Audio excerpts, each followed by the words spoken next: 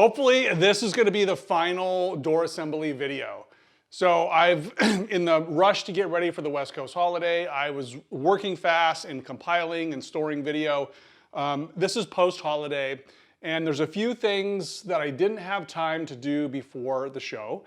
And some of them I think are important. So I'm trying to document what happened with my installation and how you can maybe avoid some of the mistakes. If you think you can just do this in one fail swoop, it's probably not gonna happen. Like sometimes you have to fit the parts, take them apart, readjust them, fit them again. And so that's kind of where we're at today. The Windwing is operational when it's outside the car, but when it's installed, it's got some interference. So that's what we're gonna work on today. And I'll get you guys caught up to where I am at this moment in time. Here is the issue. When you go to unlock the Windwing, you can push the button, unlock it, that's fine. But if you look out here, when you go to open it, it runs into that seal. And that seal is supposed to be there. A lot of cars don't have it. It's important to keep water from going down in the door. So there's just not enough clearance for that thing to open.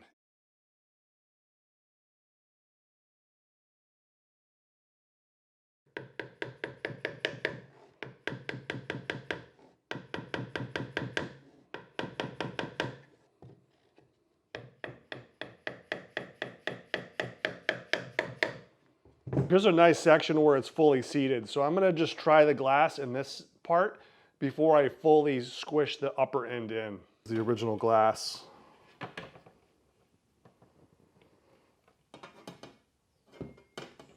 Which I can already tell you, it's a tight fit.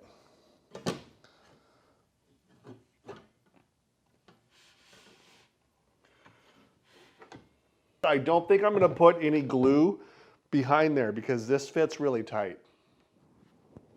This part of my scraper goes inside the channel.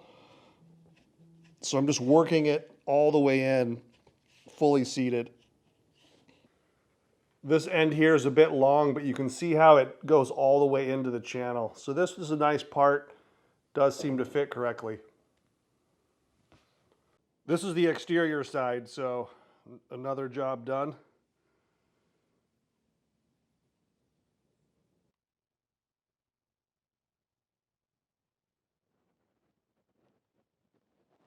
I finally got what I think is the correct window channel. So this one is the steel-backed one. This one is flexible and it's, aftermarket, but once it's installed, it has the correct kind of appearance on the sides. So I think it'll function just fine. I've also been verifying that all the holes in the frame are clear or threaded correctly, because I don't want to be fighting with this once it's in the door. I grabbed the glass to make sure I understood how far the window can roll down. And there's some through bolts that go through here that I need to make sure the channel doesn't obscure. So I'm gonna cut the channel right about here and then continue over to that corner.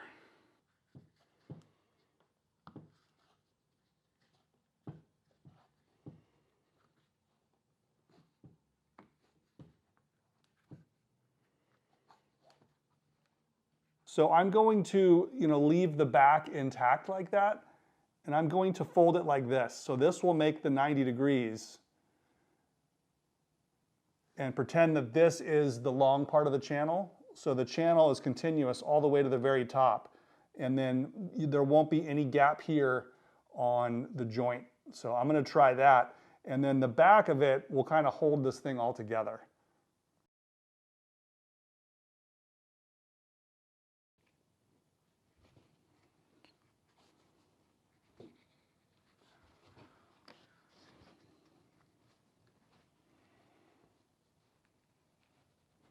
Slide that in.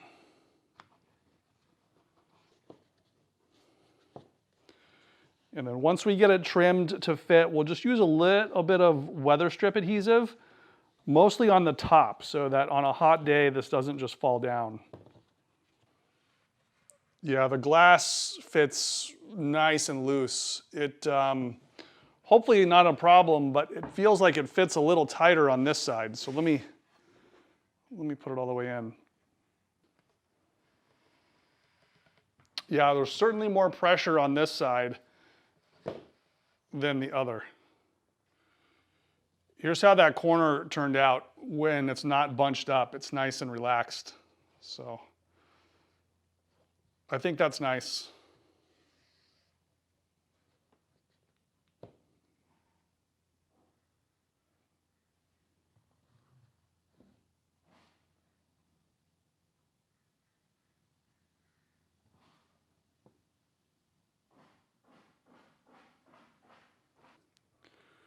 This hole is a little bit obstructed by the seal, so I'll just cut it right above it.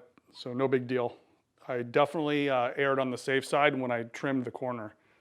The channel that is in the forward leg does run all the way to the top as well, so I need to cut it before that channel.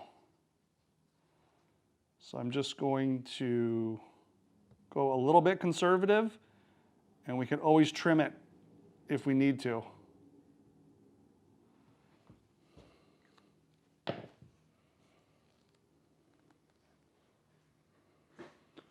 So much extra. I think this is because some cars don't have Windwings, and so you'd need to go all the way to the front. But in my case, we cut it short.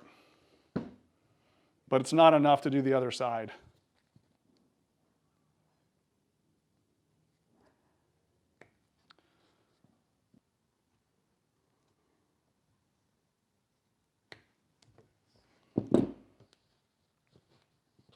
Let's see if we can push it in without bunching it up. If it bunches up, we're gonna have to trim it again. It looks like it might be a little too much. We'll see. I've said this on some of the other videos, but this rubber, tends to shrink. So you kind of want to compress it a little bit so that when it shrinks in a couple years, it'll be perfect.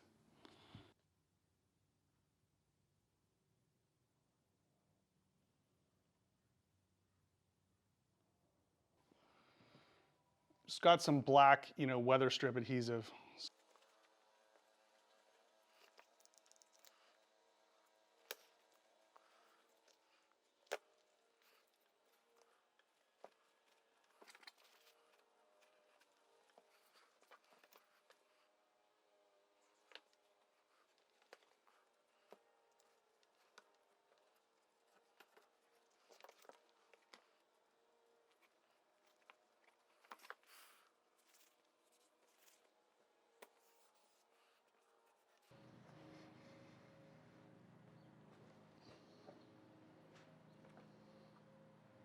This has had enough time to dry now, so it's time to, put it in. Hopefully not scratch anything.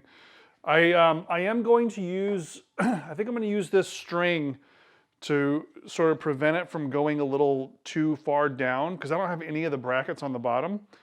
So I like to err on the safe side and always make sure that if something slips, it's not going to fall too far. So I'm going to tie this up in my usual sort of knots. So that might seem a little wacky, but that is one of the methods I like to use just to, ease it in very carefully. So let's get it started.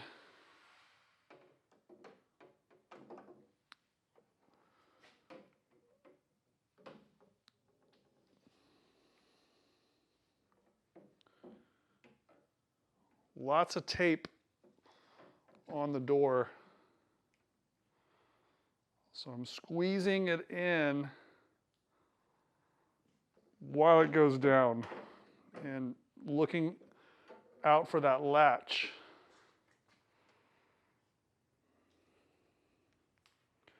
So at this point, the string is supporting the weight of the door, so I can, double check inside, make sure things are looking okay. Sliding this knot down, and it gives me extra freedom to move it in further.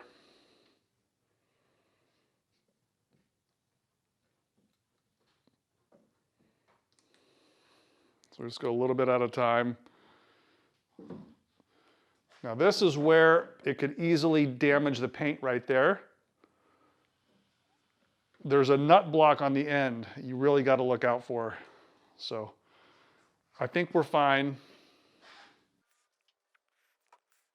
rather than the door going down too deep, I want to hold it right here while I get some of the brackets ready underneath.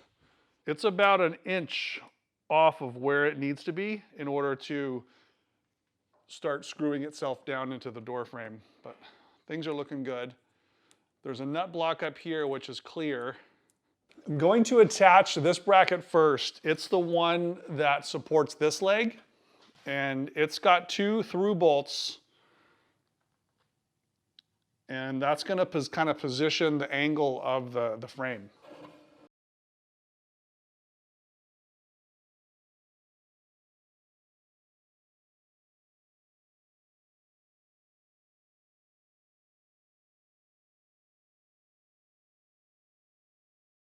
Okay, so that has been attached. There is a screw that we can put in right there. That'll kind of take some of the weight off the string. This hole is lining up pretty well right here. So we can go ahead and put that screw in, and then there's 2 more brackets that support right here and support this leg right here. We want to leave this leg loose until we get the window installed, but let's get the frame adjusted, get all the hardware in place, just finger tight, and then we can close the door and see how it fits to the body.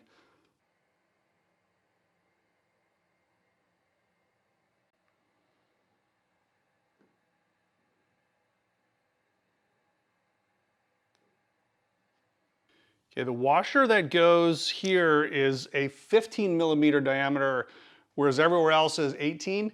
And the hole here in the door is just about 15 millimeters, so that's working. The only thing I gotta do here is I just gotta put something like a couple extra nuts or something in there, maybe some tape, because I'm not able to get the screw to protrude it enough. The socket's too deep. So I will fix that very quickly with some tape.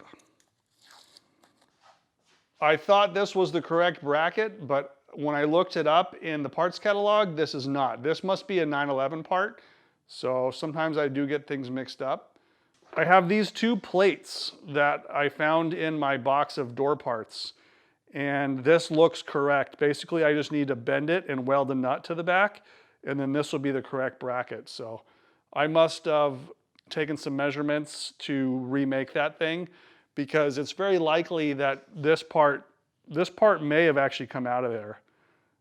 But I would rather have the slots as opposed to just the 2 holes. So it'll go like that, gets bent over. I'm pretty sure this is the right bracket for the center. And it goes in this way, and then 2 bolts from the bottom. That's why it's an extra long slot there. So let me get those started.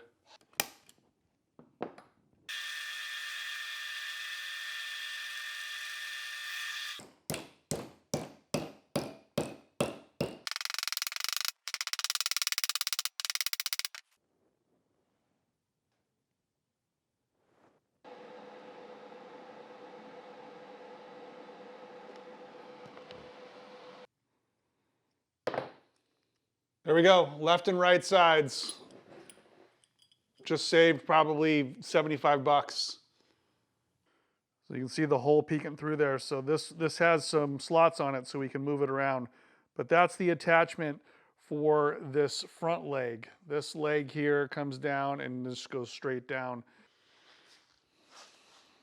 So that's the majority of the hardware for the frame. And it's, you know, it's attached pretty firmly. Like I can take the string off now. Very carefully watch as this thing closes. And it's so close, but you know, it's fitting. So here is the fitment, and this is the first try, but it's not bad. I intentionally left the wind deflector off because I don't want it to run into something slightly tighter on the top than it is on the bottom. So that's something to note. Very even gap all the way until it gets to right about here, and then it starts to get tight. But it doesn't hit anything. So you can see how close it becomes to the rain gutter there, but nothing is hitting. So this is the wind deflector. So let's see if we can just hold this on here for a second.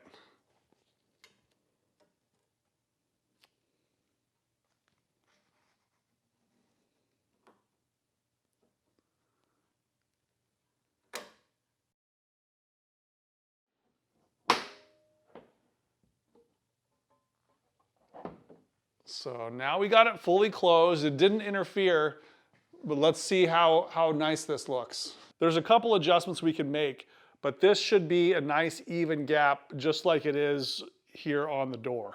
Basically, I want to lower the front and potentially raise the back to try to get it to line up with this B-pillar. Okay, I made some really good progress because this is now parallel.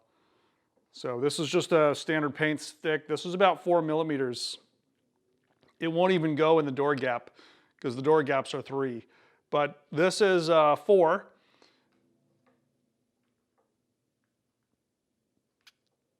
Four and a half. The fit to the B-pillar is also pretty good. I think that's how it's going to be. When the seals are present in the top, it's going to push this out slightly. So just a little bit of seal pressure, you know, with just my fingers like that, is probably going to make that as parallel as it's going to get. Okay, I'm done adjusting now for a little while. I'm happy with the way the frame fits in the door.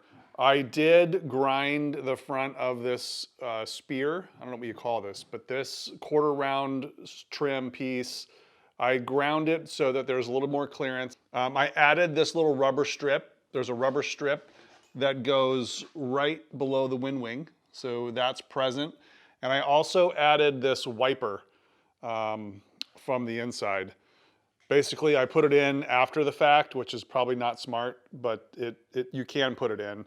It's better to slide it in from the end, but I just worked it in from the top. And then I also have this fuzzy strip is installed now. So it is now time to put the window in finally. That was kind of the goal of this, is to get windows in the car.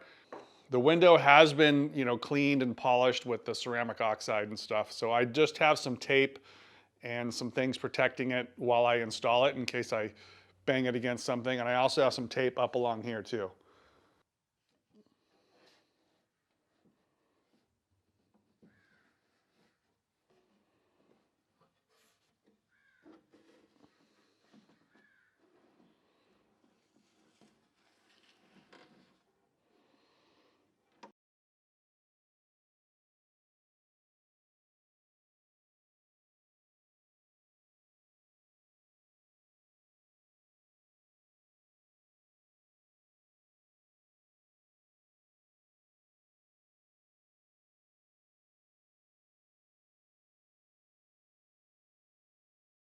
I did spray some silicone lubricant here in this channel.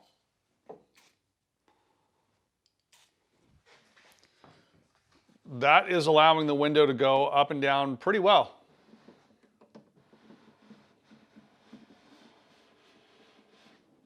It starts to get a little tight here at the top, so I think we need to adjust the regulator a little bit. I'm going to call that done. I did tighten this adjustment knob here. That controls the angle of the window. But yeah, it looks like the angle's right. I got that tight. I just got to tighten up that lower bracket here on this, this middle leg. And I need to add some grease in those channels. You know, with the new rubber and a little bit of that tape residue, sometimes this wiper seal, you know, it's here on the outside. Sometimes this wiper seal will fold under, but other than that, it's perfect.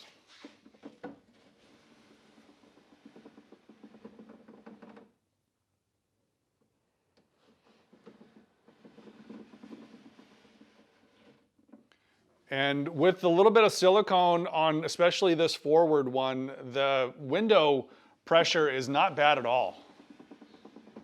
The only thing that's a little bit annoying is that this is a Securite brand and this is a Duravit brand. So at some point it might be helpful to replace this glass with matching glass, but that's down the road. I'm not worried about that now.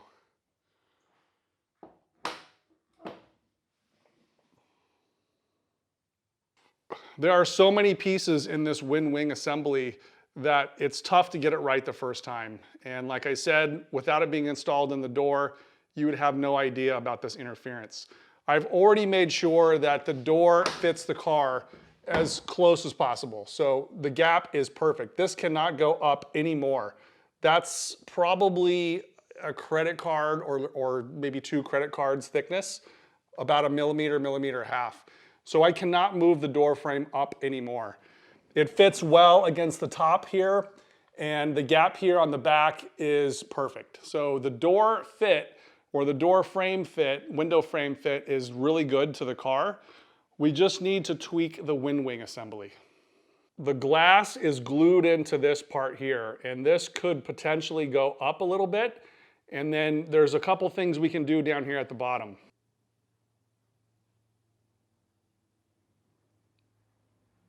From the inside of the door, there's this part, which is removable. The spindle for the Windwing goes inside this little recess. And there is a shim in there, and that controls the position of the Windwing. So we may need to add some shims in there and potentially remount this thing a little bit higher. So there's a bolt right underneath that rubber that secures this horizontal piece. So I want to kind of shift everything up for a little extra clearance. The only thing I glued in was the glass to the chrome. So most of this rubber should be able to come out again. So I'm gonna try to take the Windwing apart this time without removing the entire window frame, if possible. I am going to have to loosen the frame. I can shift it up a little bit to get some of the hardware off. Even getting the nut underneath that spring is hard to do. It's really attached in 1, 2, 3, 4, 5 areas just in the front. So there's more attachments in the back. I'm not going to take any of the back ones off. I'm just going to try to tilt it up without scratching the paint if possible. So there we go. Just a little bit of movement. I can see probably 3/16 of an inch here of how it shifted. And that's really all I needed. I'm gonna pull this little rubber bit out. I'm gonna use a pry tool, and that's going to get me access to the screw underneath there. And then I'm gonna take the top rubber out and try to get to this hinge point.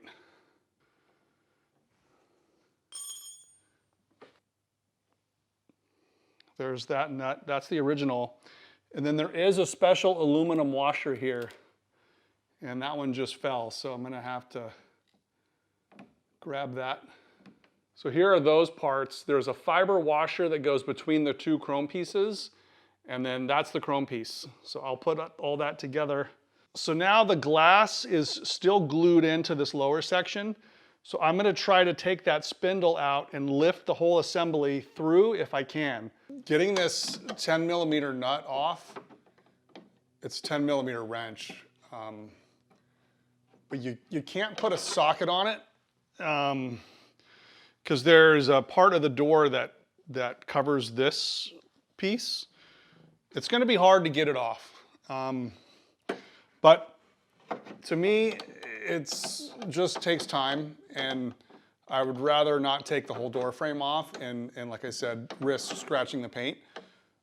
So I am going to sit here and basically, I'm able to do a half turn with just a regular wrench.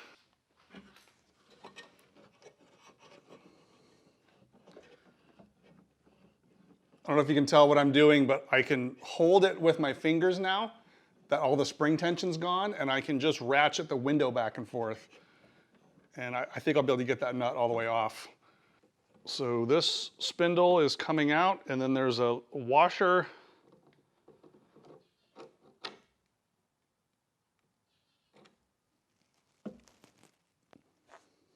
So washer right here. Now this is brass. I'm not sure that this is the original one. There is a shoulder on this, which it stops. And then those shims are what dictate the height of this Windwing.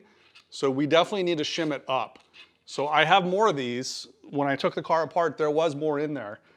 I just didn't think I needed to put them all in until now. I'm gonna break the bond here where it's glued because I need the flexibility. And I've already pushed it kind of hard, but now it's coming apart. So you can see the black RTV on there. It's really weather strip adhesive, but it is like a silicone.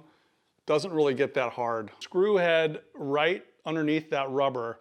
That is not a original screw. I just used a Phillips because it's easier to use. And then here's the bracket, which is brazed to the frame. So what we want to do is loosen that screw and shift this upward. You can see how it's moving there. And we need that to go up. This screw will get replaced with a slotted one once I get some time, but I'm gonna loosen these two screws so I can change the angle of this horizontal piece.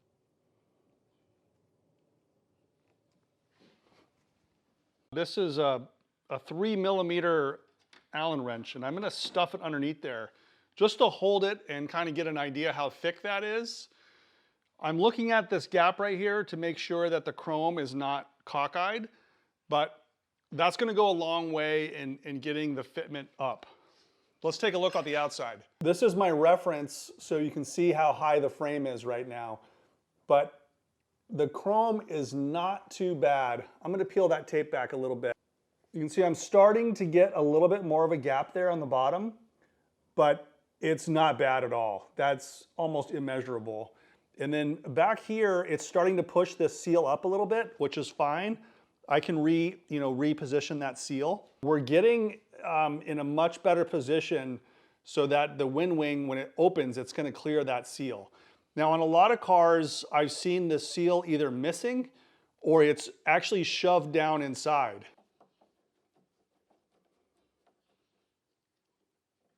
I can put the seal back down in position and then we'll do a trial fit with the window minus the spring.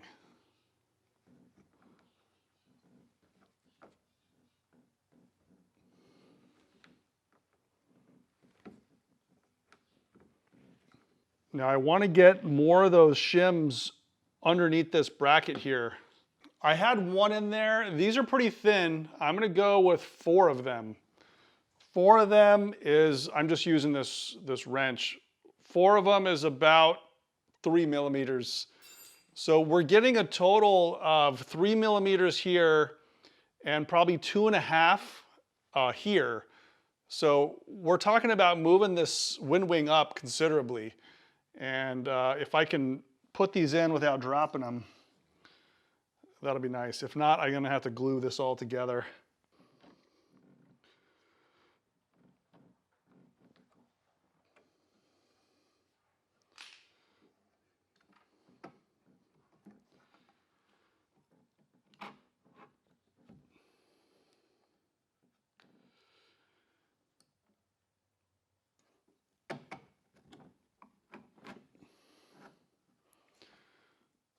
Okay. So now the window is all the way down, bottomed out on those shims. This spindle will not go any further down. It is bottomed out on that. So let's go look at the outside and see how it's fitting.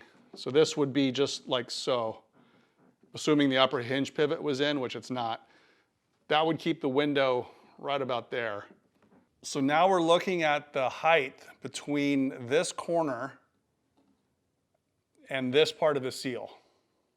So this part of the seal is a little bit proud. We can tuck it in there.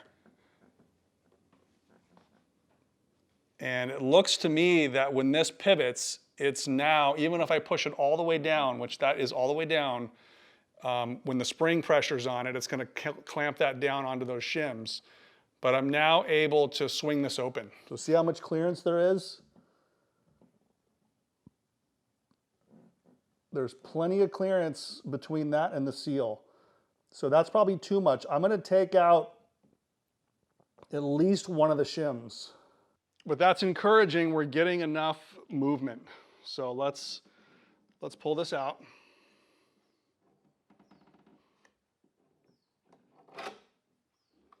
Two of these shims.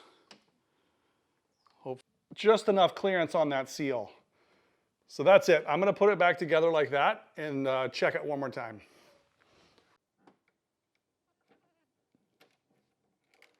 Oh. Drop that washer, and that washer is hard to retrieve. I got the little washer out of there, but this time I'm jamming some tape in there. So if it falls again, it doesn't go too far.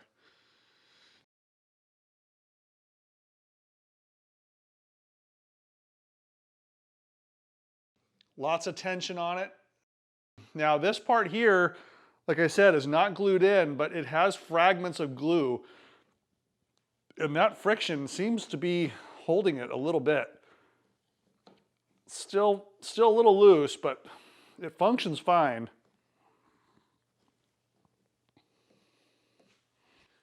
You know, slide this up as tight as it'll go, and then glue it, and then close it, let it dry. I think that's going to be the method. And just add a little bit up here in this upper corner.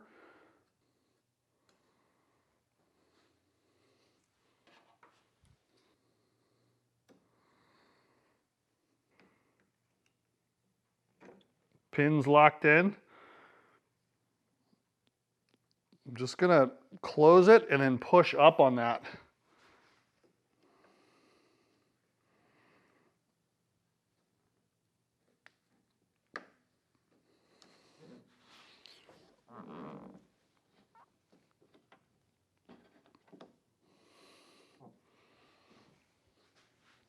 I don't think I'm brave enough to leave this clamp on here, but I want to get it as tight up as possible as I can.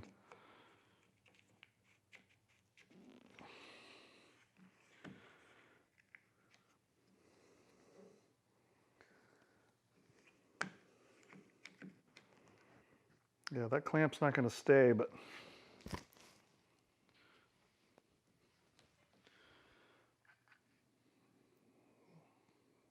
there's nothing I can really do to grab onto that other than just lifting on it. Now we can move on getting the door rubbers in and the door card on. Next thing to do is to install these rubber strips. These go underneath the door panel. This one goes in the rear like so. It's extra long, and I've washed these with soap and water. We got to glue these on, so we need them to be clean. And then this one goes in the front. It's still a little wet, but this one goes here on the leading edge of the front.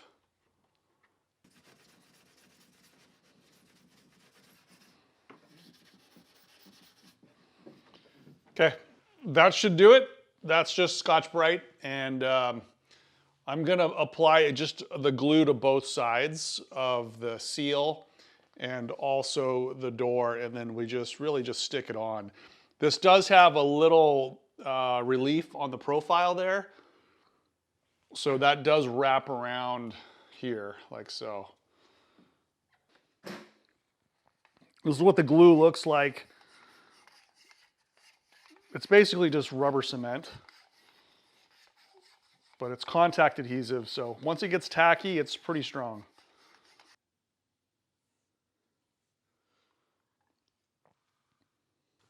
You can tell it's already drying, so I'm not gonna give it too much more time to tack up. Just gonna go ahead and put it on. And I'm gonna leave it long on top and bottom.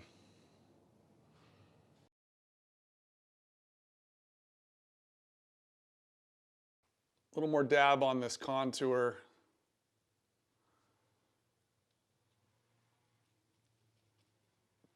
The garnish rail covers that, but I want to be sure that it's not going to just peel out, down on its own.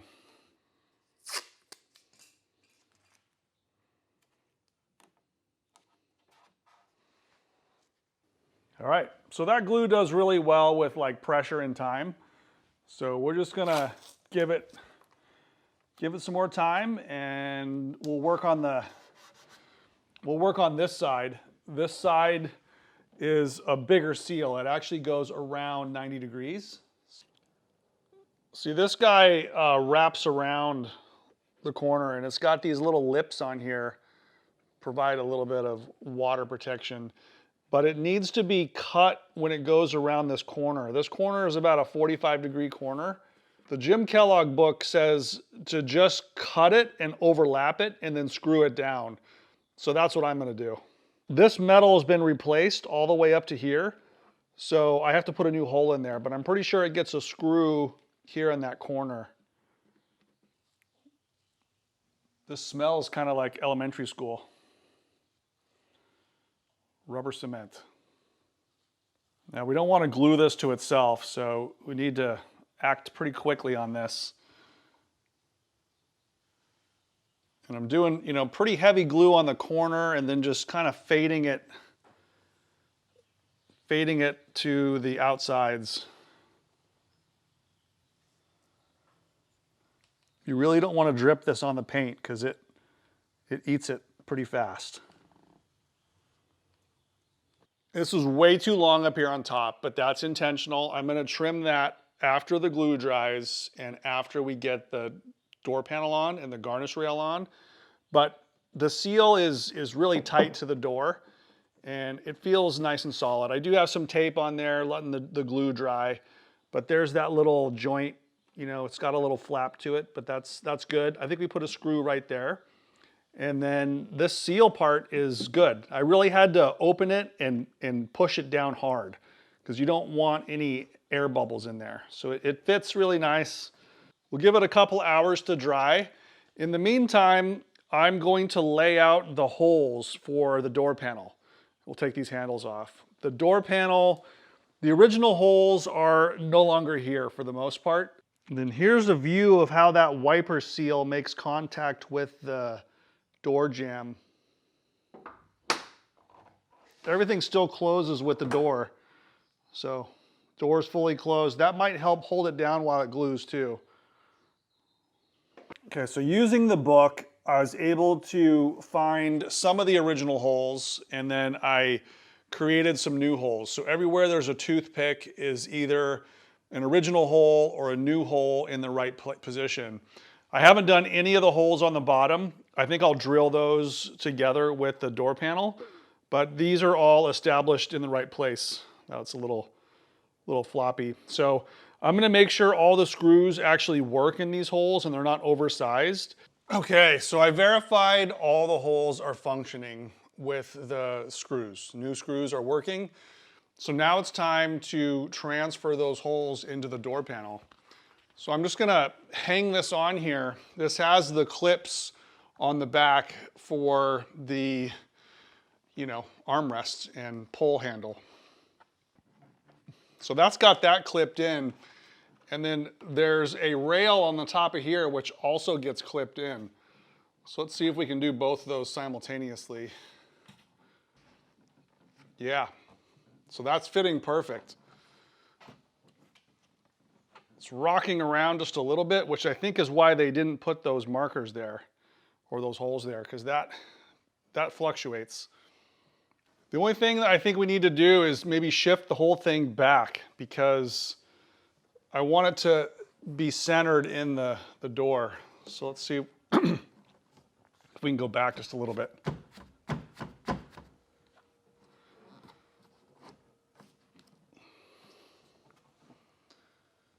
This is the part you see when you open the door, and I just want it to be even on both sides. So I think we're about there.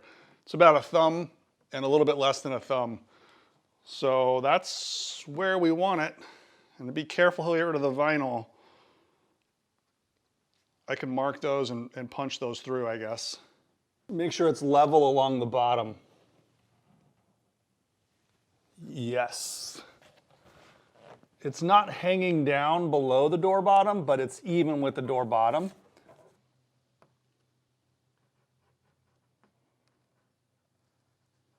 Now I just need to come up with a way to transfer those holes over to the door panel. This will be on the time-consuming side, but this is the method that I'm using. I have like this short little grub screw. It's pointed on both ends. So what I'm doing, I've already done it on this side, is I'm starting this in the hole, and then I'm taping the back side, I'm tapping the door panel, that marks the hole, and then I'm poking it from the rear.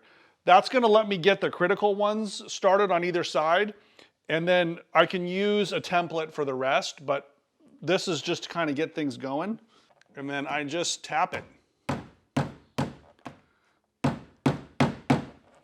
That screw is much too short to poke through, but even if it did, it wouldn't be the end of the world. And I can see exactly where it imprinted on the hole.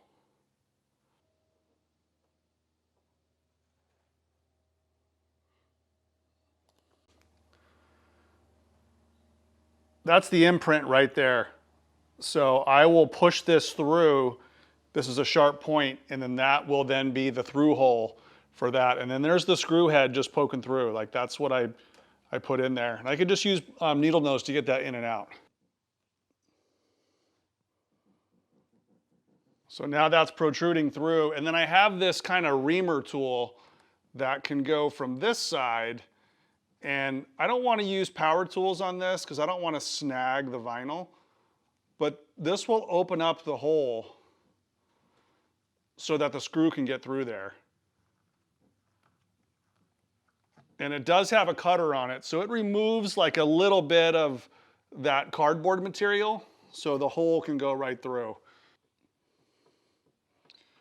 And we're not going super tight. You can see how this door panel has a little buckle in it because, you know, it was made flat and now it's kind of contouring, and this is pulling on it because it's got tension on it. It's all nice and tight, but that's why there's so many screws. You need to make it conform to the door, and we're just going to keep doing that as many times as we need to get it as accurate as possible. I made some progress transferring the holes. So I got 3 on this side. They're kind of loose right now, and I got 3 on that side. I think that's enough to establish a pattern for the template, and it's holding it pretty well. This part on the channel is holding the top in pretty tight. I can't even really pull it apart enough to get my tools in there. So that has to be transferred. There's 2 more screws here. There's 1 more right here, and that one seems to be needed because it is bulging a little bit right there. So there'll be 1 more screw right about there. That's gonna keep that really tight. And the same is true for the back.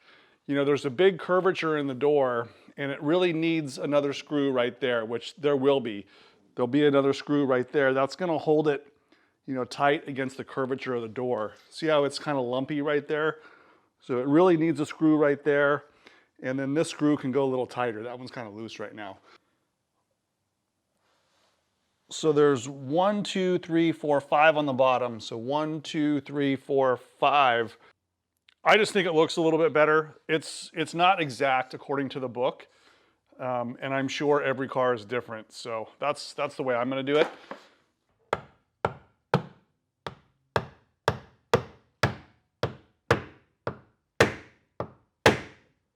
That's right to the metal. You can hear it hit the metal.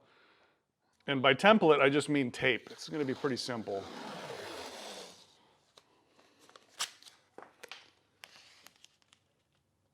Hole 2 is right here.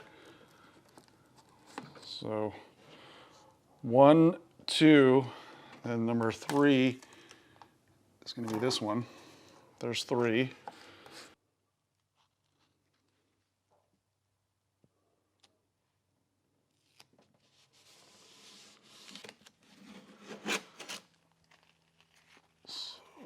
Keep that from sticking to anything.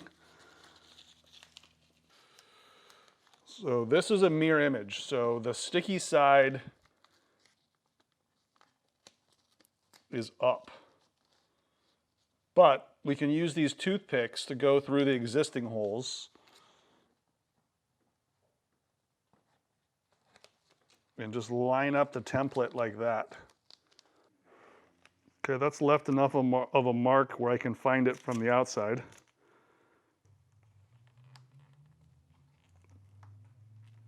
That should be it for that one. Hope that works. Take these picks out. I'm not gonna go all the way through my leg, but I do wanna make an impression on that before I move the tape too much. And we're done with this tape. And here we are Visually, you know, we're basically in the same sort of line right here. So this one's okay to poke through the vinyl.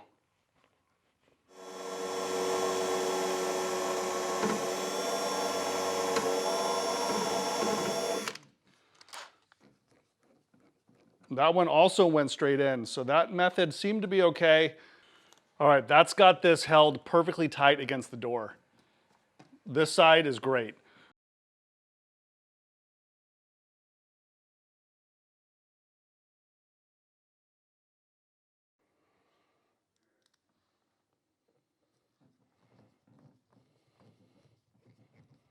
So the pocket still works. You know, these screws are, I think, in the right place. So pretty happy with it.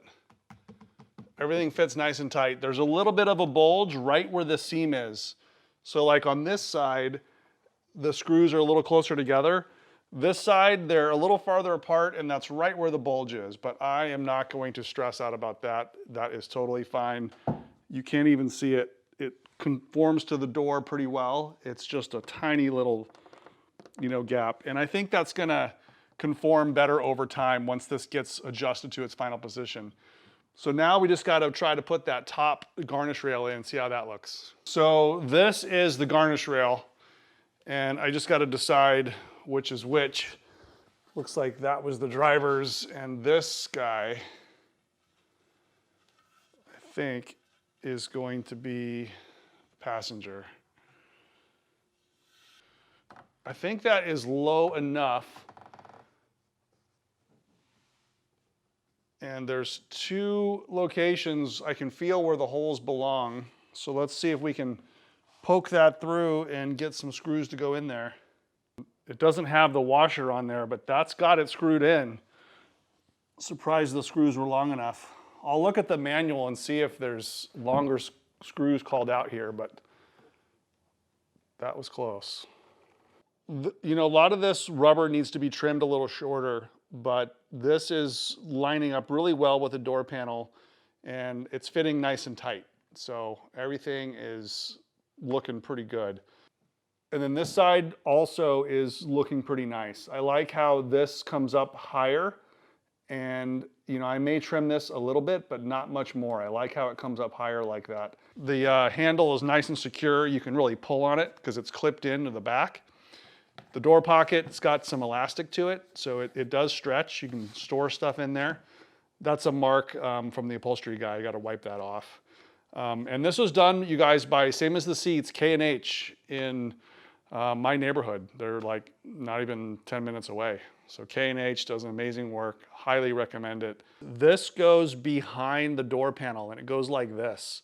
And it just provides a little bit of tension onto this little buffer. And that is going to go on this side. And it just kind of gives you, I guess it goes like this. That just gives you a little bit of tension, so when the door handle goes on, it fits nice and tight. There's no gap between there. And I know this is the incorrect door handle. I do have my correct door handle. Let me show you. Here it is, broken. So it should have the black knob on it. This is the original one to my car. But because my regulators were broken and people were just cranking on this thing, it broke. And so this, when I got the car, was sitting in the glove box. Getting all the screws in place was my biggest priority. I can always put this back in next time, because I got to take it all apart again to do the fuzzy strip anyways. So we're just about done with the door assembly. A couple things I didn't get video of, but I want to point out to you guys. There's that plastic cap, that's easy, you just pop that in. There's the door switch for the dome lights, that's pretty easy to put in as well. The antenna, I don't have an antenna for this car, sometimes it goes on the right, that would go through there. But what I was going to show you is there's a rubber door stop down there at the bottom of the door. That really should be put on before you put the doors in, because it's very difficult to install it once the doors are assembled. I did it, but it took a long time and it was difficult. So either take the door off or put that on before you assemble the door. I ended up having to use an Allen head, a socket head cap screw with an Allen wrench. I did get it threaded in there, I got it tight. So that's done. The other difficult thing is behind there is a sound insulation pad. I think you can see it poking through right there. And some of the fibers are just down in the bottom. I need to vacuum those out. But that extends all the way up to the top. You can see it all the way up there, all the way to the back, and it's glued in using that same Landau glue that I use to attach to this stuff. But it's important to have it in there. It's the way it came from the factory, and it also just gives you a little bit less noise in the cabin. You can see it here too, tucked inside there. Now I installed this without taking the door off as well. And I had to concentrate. I just didn't have time to take the video, but you can see a little bit of the glue sticking out right there. And just wipe that off. But that is a difficult to install piece. This was also provided by Pete Albrecht, and it's amazing. It's just hard to install. So if you can install this before you install the doors, it's way easier. There's a little rubber buffer. You can hear it right there. It kind of keeps the door open. There's a little resistance when you close the door right there. And then it clicks over and it closes the rest of the way. So that's pretty easy to install. It's just those nuts right there. And it's adjustable on slots. And those need to get painted black or covered in the tar or the undercoating material. But that is how you install that. So that's been done. There's a bunch of rubber and stuff that goes down here on the door sill. And I have all the parts. It's pretty straightforward. There's a couple chrome strips that need to be polished. Let me know if you guys want to see the installation of the threshold rubber. I think it's pretty easy. All the hard parts of the door assembly and the door fitment and the adjustment, I think that is mostly over. There's a little bit left to do with the rubber surround that goes up, around my head. That's what creates a seal from wind noise up here at the top. So I may do another video on that, do some road testing and see how quiet we can get it. You guys let me know if this is too much detail. A lot of the difficult stuff I experienced is not shown in the Ron Rowland book or the Jim Kellogg book with regard to adjusting the Windwing and getting the fit just right. It's a little bit above and beyond what is in the workshop manual and some of the restoration books. So I try to show the difficult stuff. Just got to wipe the fingerprints off and see you guys next week. Thanks for being here. Cheers.